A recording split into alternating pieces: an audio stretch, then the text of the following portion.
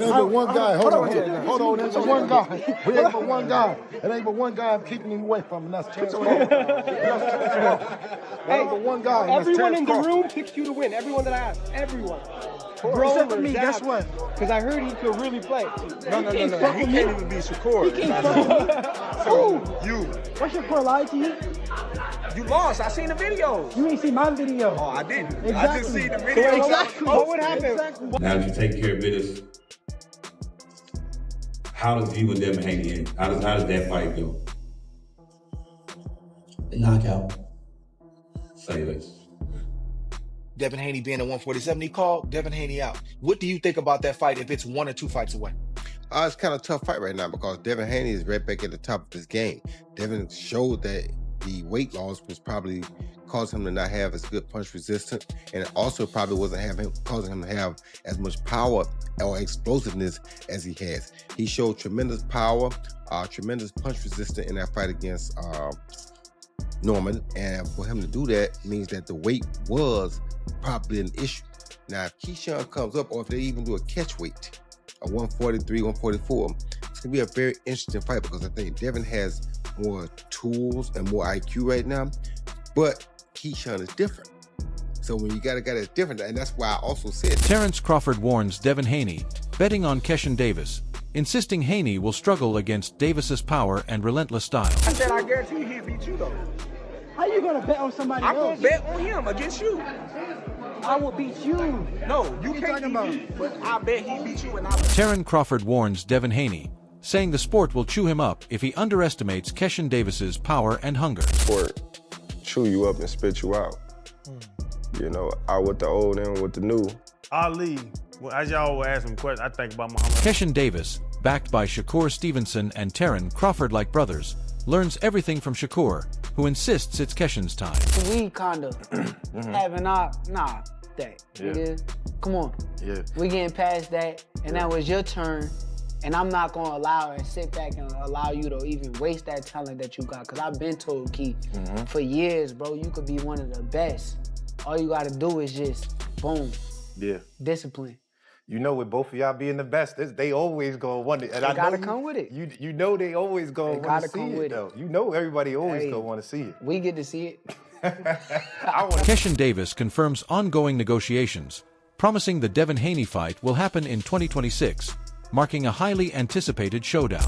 Let's do it. You know, I know he's dealing with some legal issues. I don't know what happened. He said he had to turn himself in, but I believe he tweeted like, Keyshawn, let's do it. I mean, he said that? Yeah, but he tweeted like something like that. Yeah. Well, you know, Bill was in my DMs. We already was talking about it, honestly, before he even hit the media, so I know it's going to happen in 2026. And you're good going straight to Devin in your first fight at 47? If it makes money, it makes sense. Right. So obviously I want to get your take on your brother. Shakur, dominant performance. Roy Jones Jr. praises Keyshawn Davis, highlighting his elite opponents and remarkable speed, calling him a rising star in boxing. Competition. He's fought some elite guy. He's come up short, but he's always fought hard. He's never been stopped. I thought Keyshawn looked really, really good early on in that fight. He looked very poised. And Jermaine was fighting a fight that you typically don't see him fight. Jermaine is known for being very physical, very rough, and he's going to make it dirty if he has to. He was laying back, and it looked like he was allowing Keyshawn to take some ground and get established, but then Ortiz flipped the script and changed the game plan. He started to get into his normal bag of roughhousing and making things dirty. And I said, man, I like that. I was telling Shakur, I was in the locker room watching. I said, I like what he did right there because he went away, let you get comfortable. And then he said, no, here I am. I'm going to be the guy that you actually thought you was going to be fighting, but I'm not going to do it in the first round. You saw Keyshawn have to make some adjustments too. Roy Jones Jr. advises Keyshawn Davis to take 1 or 2 more fights before challenging Devin Haney for greater readiness. You understand me? So you gotta have that intangibleness about him, where he can be a different guy when it's time to be a different guy. You can never count him out. However, if I were pushing Keyshawn, I would have another fight or 2 before I fight Devin, just for experience purposes. And if I was Devin, I would try to jump on it right now before he gets those couple fights, because the more experience he gets, the harder he's gonna become to beat. Yeah, that's gonna be a tough fight. You know, for Keyshawn Davis, and I think in many respects, Devin Haney too. You can't take Keyshawn Davis light. He can really fight. He's really like that. The weight difference is a concern, and it's a fair question. Is he ready now? Is he ready a fight or two from now? But that's the fight, really. If you really want to you want to scream, "I'm back." That's the type of fight that you want, because obviously it's in the Turkey Al-Sheikh universe, and that's a fight that's going to... Greg Hackett gave his honest take on the potential clash between Keyshawn Davis and Devin Haney, keeping it real about why boxing needs fights like this. According to Hackett, these are the kinds of matchups that elevate the sport because both fighters know each other's strengths and weaknesses, making the stakes even higher. He emphasized that fans want to see the best fight the best. Haney versus Shakur Stevenson. Haney versus Teofimo Lopez, and now Davis versus Haney. These are the battles that separate elite fighters from the rest because the B-class and C-class opponents simply cannot keep up physically or mentally. We need fights like that is because there's things each one of them know about each other. They know that those are great fights. We need those fights. We need those fights. We need the Dev and Shakur. We need the Dev and Tio. We need the Africa and Shakur, the Africa and Tio. Then we need the Gary Antoine mixed in there. We need the Lamont Roach mixed in there. It's a lot of guys. The Abdullah Masons mixed in there. It's a lot of guys we need mixed in there. You know what I'm saying? These are the fights we need. Those other guys, the B-class, C-class guys, they can't keep up with them, either physically or mentally, or both together. They can't keep up with them. You see it. What kind of message do you think Keyshawn, made it in possibly the 40 to 47 division, beating Jermaine Ortiz the way he did? I mean, I don't know. 47 is a different division. That was at one. Hackett also addressed Davis's recent win over Jermaine Ortiz, noting that while it was impressive at 140 pounds, the move to 147 will be a different challenge.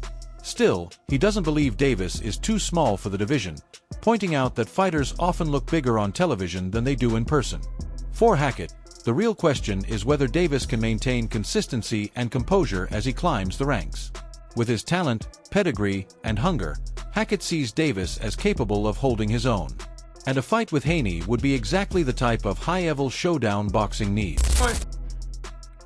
Is he too small for 147? He looked good at 40.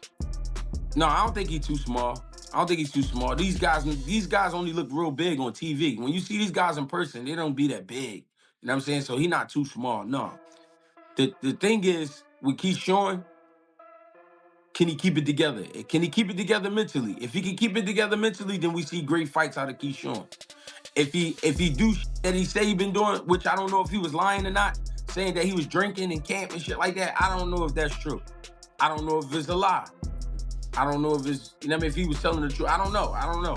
But if he could keep it together mentally, then we see great fights out of Keyshawn. Say Keyshawn Davis and Devin Haney happen next. Who would you favor?